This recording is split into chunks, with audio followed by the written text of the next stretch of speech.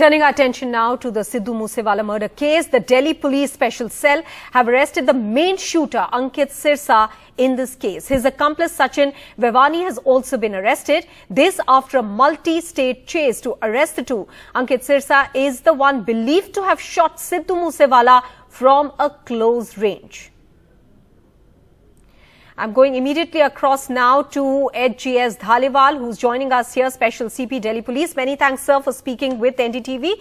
First of all, sir, how shocking is it that Ankit Sirsa, who's barely 18 and a half years of age, is reflecting what, appears to be traits of a hardened criminal? Would you say that? Yes, it is actually very surprising and shocking that an 18 and a half year old would be so desperate to be part of something like this, which is absolutely brazen and sensational. And he was almost very keen to so-called prove himself in the world of crime as he chose to be in. And he has been involved in a couple of other attempt to murder cases, which we have come to know from his early interrogation in as recent as month of April. And he was the one who went almost the closest to the Thar and fired with both the hands. And his one weapon got jammed, but he made sure that he fired whatever he could. So it's been a very long chase for the police over several states is where, as you pointed out in your press conference, that Ankit Sirsa moved. How was he able to do that? See, they are on the run and they already have a large syndicate. They have large number of sympathizers, members of their organized crime net. And they had, planned some safe houses.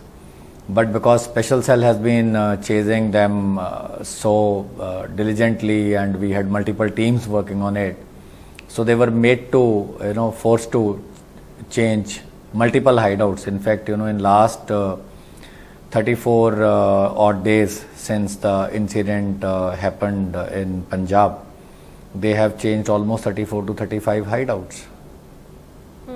Sir, in a situation of this nature, now that that as you mentioned, there could be sympathizers, people who are helping them across states, can police across various states coordinate to try and figure out who these people were? Because at the end of the day, even they could be considered involved in this crime at some level, isn't it? Of course, they are guilty of harboring criminal, and harboring has its own sentence and imprisonment. And we have already been sharing all the information with Punjab Police. Their teams have come here for joint interrogation. They have taken the main mastermind on transit remand. They have arrested people in their main case also. So we will be sharing everything with the concerned law enforcement agencies. Sir, in all, do we have an estimate of how many assailants were involved in the shooting on the ground? Yeah, we know there were 6 involved, and we have already arrested 3 of them, and there were 4 in Bolero and 2 were in Corolla vehicle. So the two accused who were in the Corolla, they are on the run.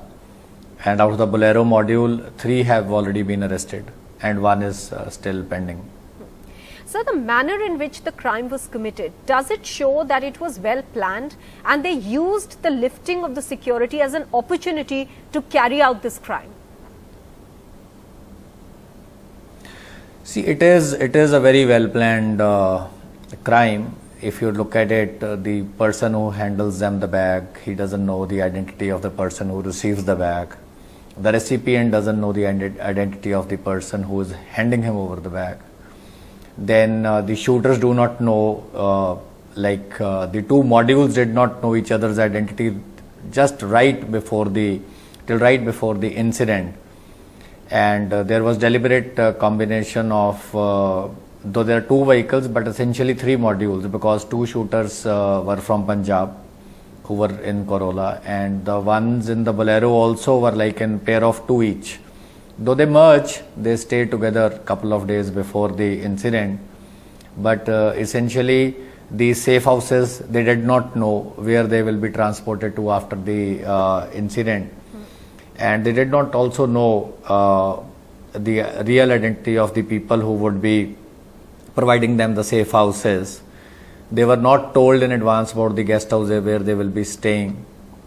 So the recce people only knew that they have to inform Goldie Brad in Canada when the gates are opened of Sidhu Moosewala's house and when he moves in his vehicle.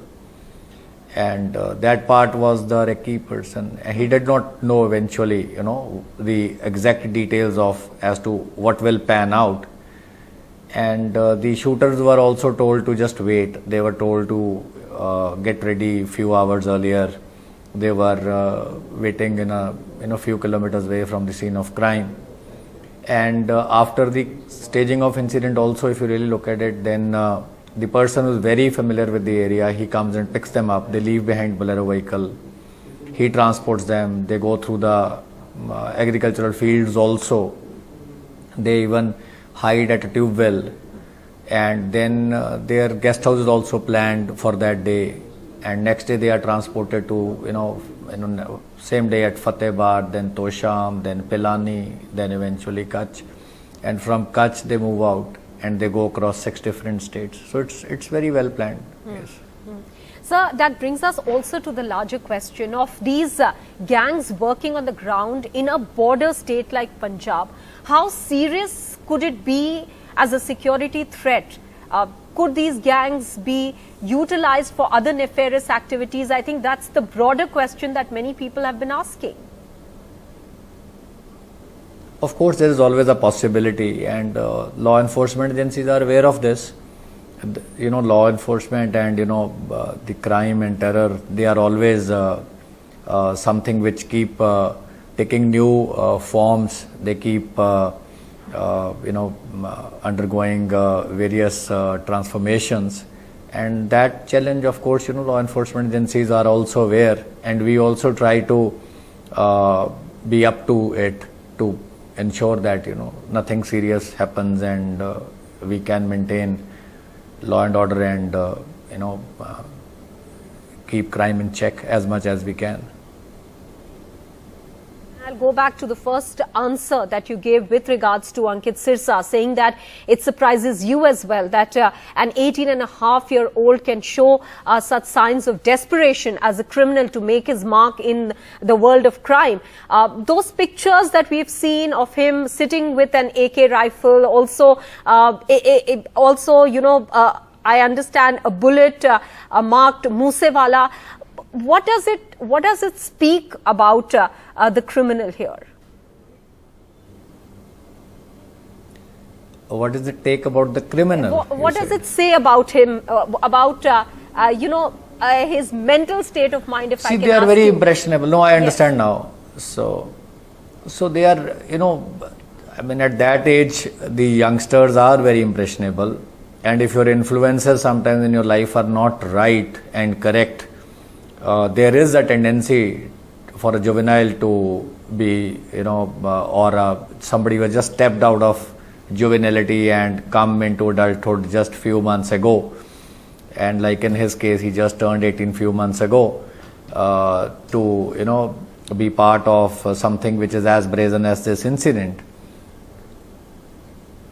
All right.